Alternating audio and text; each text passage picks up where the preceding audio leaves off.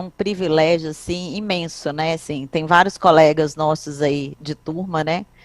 E para a gente ter o senhor para prefaciando o livro é uma alegria inexplicável.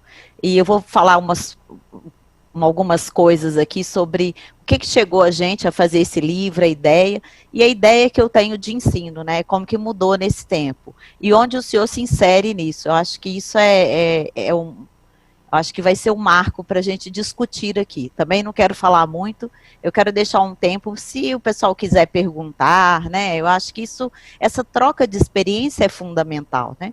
Então, essa live, o professor Enio já foi mais que apresentado, e eu queria começar com esse slide, né? Eu pensei de todos os assuntos do livro, um assunto, esofagite fúngica. Eu abri a página ao acaso, nós temos 100 casos e eu escolhi esse. E eu me lembrei que quando a gente começou no ICB, a gente tinha muitas aulas expositivas e tinha algumas aulas de slide, né? Era slide. Talvez os mais novos nem tenham passado por esse processo, acho que tudo é computador, né? E eu lembro que me angustiava um pouco uma aula assim. O professor chegava e lia. A esofagite fúngica é a manifestação inflamatória no esôfago, de sua colonização por um fungo. A infecção fúngica mais comum no esôfago são pelos fungos. A candidíase é isso, a candidíase é aquilo e tal. E aí parte da turma dormia, parte da turma anotava, eu era daquelas que ficava com caderninho anotando tudo, né? E a hora que você achava que aquilo tinha acabado, vinha outro slide com mais informações, e mais informações, e mais informações. E aí no final do dia eu refleti assim, peraí, o que eu guardei disso? O que isso, esse tanto de letras amarelas, né? Os slides eram, a gente brinca que a gente vê o tempo do ensino pela cor do fundo do slide, né? O slide era azul marinho com amarelo, depois passou a ser branco e hoje multicolorido, com imagens, né? Com preses, outras teorias. E falando um pouquinho do privilégio que o professor Enio falou, de como a medicina mudou, né? Então eu peguei esse quadro do Rembrandt e mostra claramente assim o interesse dos alunos, né? Eles ficavam horas olhando uma cirurgia, um procedimento, né? A medicina era muito feita à beira do leito, né? E isso eu tenho, esse ano faço 32 anos de formado, peguei um pouco disso, né? Mas peguei isso aqui, professor Enio. Olha essa cena, né? Isso é a medicina para mim, né? Para quem não sabe, essa é a nosso jubileu de prata. Eu tive o privilégio de entregar a placa para o professor Enio. Isso é a medicina, né? É você ter um patrono que você pode referenciar, que é um ícone da medicina, né?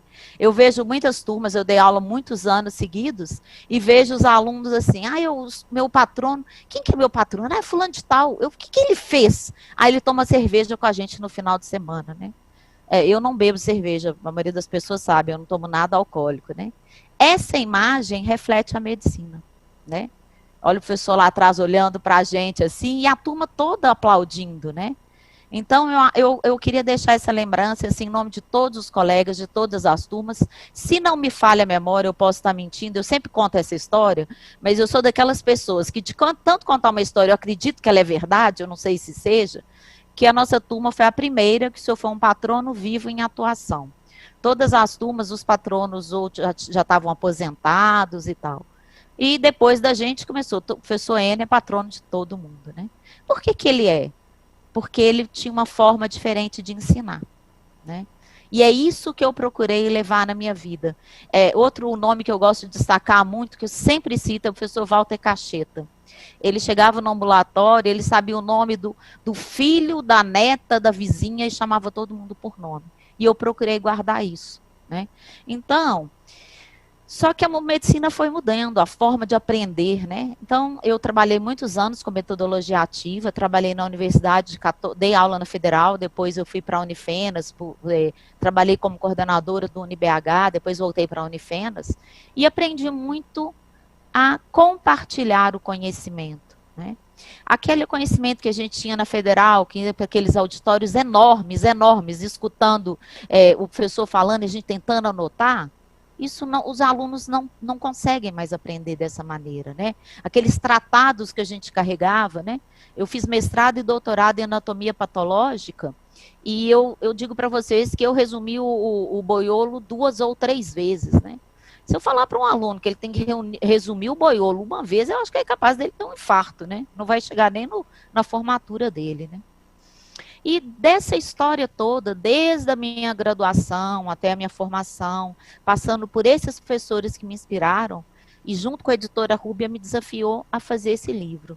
Chamam Casos Comentados em Gastroenterologia. Para quem não sabe, a palavra, até vários me ligaram e falaram, Vera, o título do seu livro está errado, né? Que seria gastroenterologia. Mas com a nova norma do português, embora seja horroroso, é gastroenterologia mesmo. E aí, o que a gente pensou? Em criar um livro que ele fosse baseado em casos clínicos, né? E o caso clínico é aquilo que o professor Enio falou. Você viu algo parecido, te motivou.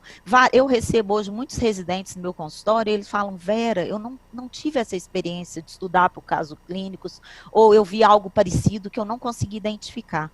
Não é que você vai achar um caso igual esse, mas eu vou dar um exemplo da ideia que a gente teve para esse livro e que as pessoas estão gostando muito. O feedback está sendo muito legal, né? Então, é um paciente de 19 anos de idade, natural e procedente de Belo Horizonte. Ele procurou atendimento médico devido à sensação de queimação na região cervical há 2 semanas, relacionadas à ingestão alimentar. Negava disfagia, vômitos, febre, emagrecimento, comorbidades ou cirurgias prévias. Há 2 meses fez um uso de amoxicilina para tratamento de amigdalite bacteriana. Exame físico sem alterações, né? E foi solicitado, então, uma endoscopia digestiva. Um dado, o que chama atenção nesse dado? É um adolescente, jovem, eu já até dei a dica aqui, né? Então, qual seria o diagnóstico mais provável? Uma alteração, né? Quando a gente faz esse tipo de discussão em grupos pequenos, surge exatamente isso. Eu não dou a resposta. O aluno, ele fala, Vera, eu acho que é uma esofagite por medicamento. Eu acho que pode ser um efeito colateral da amoxicilina. Só que nessa história foi esquecido um detalhezinho, que na história não foi perguntado, exatamente por isso que o professor Enio falou. A história é muito rápida, é colhida muito rápida, você tem um monte de paciente para atender. Esse paciente era diabético tipo 1. Isso muda totalmente a minha hipótese diagnóstica, né? Então, assim, quando a gente vai ficando mais experiente, a gente tem a acurácia, vai pegando essas coisas. Mas quando você está no início, você tem que fazer uma anamnese mais rápida e escutar o que o paciente está falando. Eu falo, o pessoal fala muito que quando nasce o neném, ele vem com a mala debaixo do braço, né? A solução debaixo do braço. E o paciente, ele chega, na maioria das vezes, com um diagnóstico para você. Então, esse ter esquecido que o paciente era diabético, muda meu diagnóstico. Agora eu contei para vocês, tá? Então, qual seria o diagnóstico mais provável? Um paciente diabético, que começa com uma disfagia e usa um antibiótico, tá? Então, a minha hipótese diagnóstica é esofagite por manilha, né? Porque ele tem 2 fatores que levam à imunossupressão, que deixam ou levam à baixa de imunidade desse paciente. E aí, essa parte, eu preciso de um raciocínio clínico, eu tenho que ter estudado esse conteúdo. E agora, mais ainda, se eu vou pedir um exame endoscópico, como que eu vou classificar esse achado que eu estou vendo? Né? Então, o paciente fez esse exame endoscópico e eu tenho essas áreas brancacentas aqui, apontadas pela seta azul. Né? Bem, é uma classificação tipo 1A de Wilcox. Bem, eu não sei o que é classificação de Wilcox. Ótimo, está na hora de eu estudar. É exatamente isso que a gente quer. Então, aí eu posso sim, o endoscopista me mandou isso, eu vou abrir um livro e vou falar assim, então, olha, essas são classificações. O que eu observo? Do tipo A para o tipo D, eu tenho um aumento do número de placas, do número do acometimento da mucosa, né? Então, eu observo que o meu paciente, ele tinha poucas placas. Então, ele é um tipo A, né? Bem, foi feita, então, uma biópsia nesse paciente para confirmar, né? Então, no livro a gente trata dessa forma. Olha, foi feita a endoscopia e foi feita a biópsia. Da biópsia foi feito o estudo histopatológico. Vários colegas não gostam de patologia, né? E os meus alunos me chamavam de patognomônica pelas costas. Eu bem sei disso, né? Porque tudo meu eu falava, isso é patognomônico desse achado, né? Então, se eu achar, esse é um dos casos, uma imagem que eu tirei exatamente do livro, esse capítulo a doutora Karen, que escreveu, essa imagem é da Cíntia, que é uma patologista, né, colega nossa, e aí mostra exatamente a pseudoífa fechando o diagnóstico, né? Bem, a partir disso, eu preciso voltar na minha memória e falar, peraí, quais seriam os fatores de risco que o meu paciente tem? Ele é diabético e ele usou antibiótico. Mas ele pode ter outros fatores de risco, ele pode estar usando imunossupressores, ele pode estar usando bloqueadores H2, ele pode ser tabagista, ele pode usar corticoide tópico. Gente, aconteceu comigo recentemente. Eu peguei uma paciente que ela tinha uma monelíase enorme e eu não conseguia tratar essa paciente, era na segunda endoscopia. E na hora de eu escrever, eu tinha no prontuário, mas na hora de eu escrever para o endoscopista, eu não coloquei que o paciente usava corticoide para asma, né? Aí o endoscopista mandou, Vera, a segunda vez que essa paciente já chega aqui, aí eu fui conversar com o endoscopista e falei, não, doutor, ele realmente usa corticoide e eu esqueci de colocar, né? Bem, o que a gente precisa ter na cabeça também? Por isso que a gente tem que estudar, não outro jeito de você conhecer, adquirir conhecimento. Né? O professor Enio começou a falar sobre como o computador, como as novas tecnologias vão nos ajudar. Hoje, por exemplo, vários hospitais já tem um serviço que eu vou colocar essa imagem, ele já vai sair para mim, olha, isso é uma monilíase tipo A de Wilcox, o diagnóstico diferencial seria isso. Eu tenho programas de computador que fazem isso, mas eu preciso do médico atrás da tela, né? Então, eu preciso saber, olha, não é uma esofagite pela imagem de citomegalovírus, porque no citomegalovírus são úlceras grandes. Na esofagite herpética são úlceras pequenas, lesões pequenas. Né? E na esofagite de refluxo é um aspecto clássico. Eu tenho erosões, eu tenho eritema, eu tenho friabilidade. Isso já me permite um diagnóstico diferencial e já me direciona no tratamento. Né? Aqui são imagens que eu coloquei de um trabalho bem interessante, da professora até Maria do Carmo, que eu peguei, ela publicou um caso clínico de esofagite por cândida. Da revista aqui mineira. E essas imagens mostram para a gente esse diagnóstico diferencial por imagens. Então, na hora que eu bato o olho, eu consigo visualizar que a imagem A, ela é de uma monilha, que a imagem D é de uma esofagite por refluxo, provavelmente. A imagem C é um citomegalovírus, né? Bem, então, eu consigo registrar isso na minha cabeça. Eu sempre gosto de contar uma história para os alunos, que é igual quando você vai no shopping e encontra o carro do seu namorado parado no estacionamento. E ele falou que ia estar estudando na prova, né? Aí você fala assim, mas você sabe a placa do carro dele? Aí você fala, não sei não. Mas você guardou aquela sequência. Quando você olha aquela sequência, ela te pega aquela caixinha lá no fundo, que você sabe que aquela placa é de alguém conhecido, né? Mas vamos supor que você errou a plaquinha, né, gente? Não seja isso. Bem, eu falo que medicina, eu brincava muito com o professor brasileiro, que foi chefe de departamento, que eu fiz mestrado e doutorado, quando eu saí, né, ele era chefe de departamento, depois foi diretor da escola, que eu falava que patologia é tudo na vida, porque você sabe etiologia, você sabe patogênese, você sabe fisiopatologia, você sabe macroscopia, microscopia.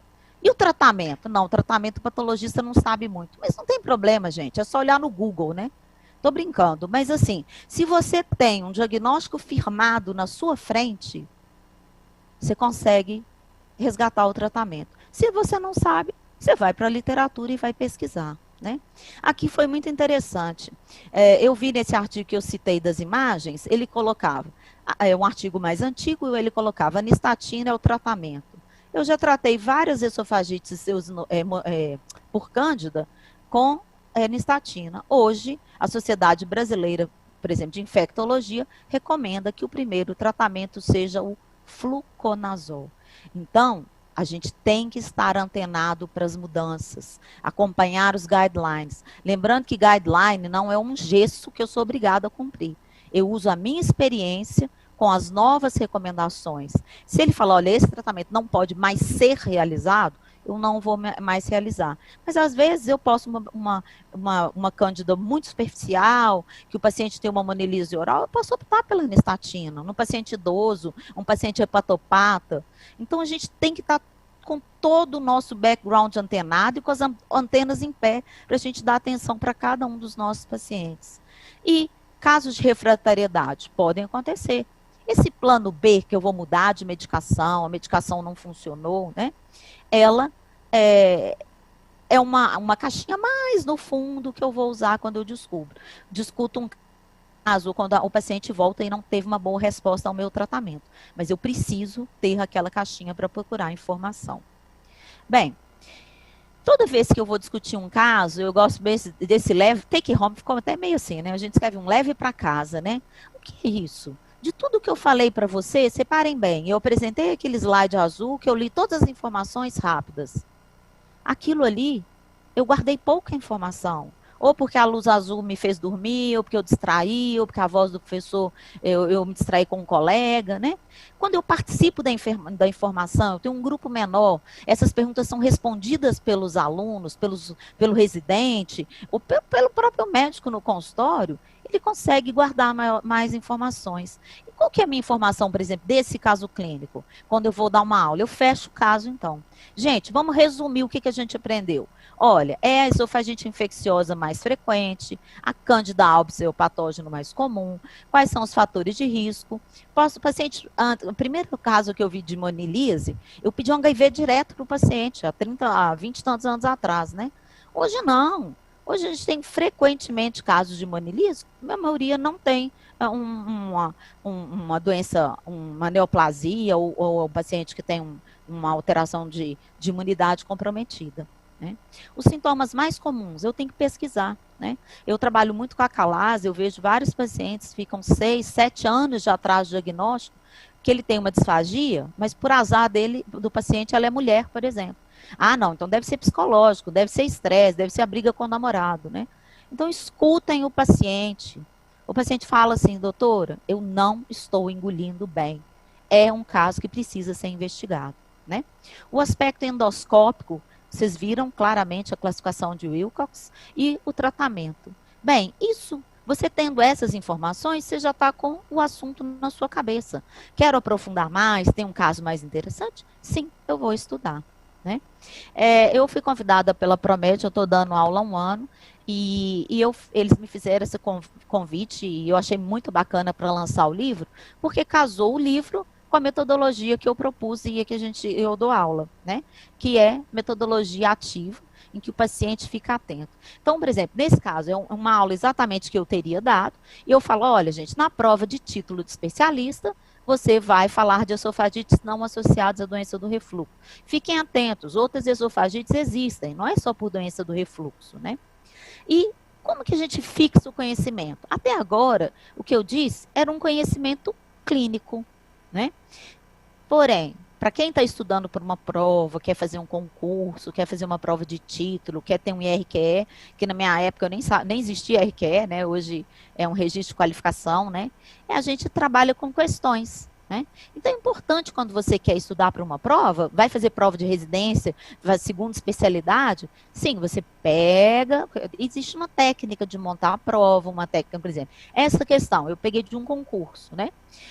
A gente deve começar as alternativas em ordem alfabética, por exemplo. A ausência devia ser letra A. A monilha devia ser letra B. Né? Então, avaliando as alternativas aqui, a gente diz que a alternativa C, o erro na coleta ou perda do fungo no processamento de biópsias, justifica a baixa positividade. Muitas vezes, o endoscopista ele não diagnostica a esofagite por cândida. Aqui eu estou passando só para a gente ter uma ideia. Eu sempre adorei estudar por provas, né? E aqui hoje, rapidamente, eu revendo o conteúdo, peguei na internet e vi. Paciente, qual o melhor tratamento para esofagite por cândida imunodeprimido? E no outro concurso, qual a droga de escolha para um paciente com cândida com AIDS, que também é um imunodeprimido, né? Então, nesses dois casos, seria o fluconazol. Né? Bem, O que eu queria falar era também rápido, porque eu queria deixar um tempo, se a gente quiser, se vocês quiserem fazer perguntas para o professor Enio, que eu gostaria também, se vocês quiserem perguntar para mim. E eu digo que essa imagem que está na tela, né, ela fecha o que eu acho que deve ser um futuro médico, né? A gente aprendia só lendo. Depois, na verdade, a gente aprendia lendo e escutando, né? E às vezes a gente ouvia, né? Uma coisa é escutar, outra coisa é ouvir, né? Às vezes a gente não ouvia nada. O professor estava falando, você estava com a cabeça lá em Marte. Eu sou bem assim, para quem me conhece, eu tenho um pouquinho de hiperatividade. Então eu me desligo um pouco às vezes do que as pessoas estão falando, né? Quando a gente discute no igual hoje a gente está fazendo, espero fazer daqui a pouco, a chance de você aprender o que eu estou falando já passa por 70%. Quando eu fiz uma proposta uma vez para os alunos, eu dava aula, eles reclamavam muito das minhas provas de patologia, que eram muito difíceis. E eu lancei um desafio. Cada aluno poderia trazer 5 questões de prova, que eu ia ver se a técnica tivesse correta, e eu ia fazer a prova com as questões dos alunos. Eu tinha, em média, 60 alunos nas turmas que eu dava aula, 80, dependendo. Nenhuma questão pôde ser aprovada. Por quê? Porque era só pé de página, eram questões mal feitas, mas mal redigidas e tal. E eu fui ensinando eles a fazer questões, a discutir, a escrever, a interpretar. Na última prova, várias questões eram deles mesmos, né? E eu acho que o futuro é isso, né? É a gente explicar, discutir, ilustrar e fechar com este livro igual a gente fechou, né? Eu queria falar o seguinte, o livro não é meu, eu sou a organizadora do livro, né? Convidei mais de 100 colegas do Brasil todo, e esses colegas, eles fizeram da experiência deles um aprendizado para todos que estão aí.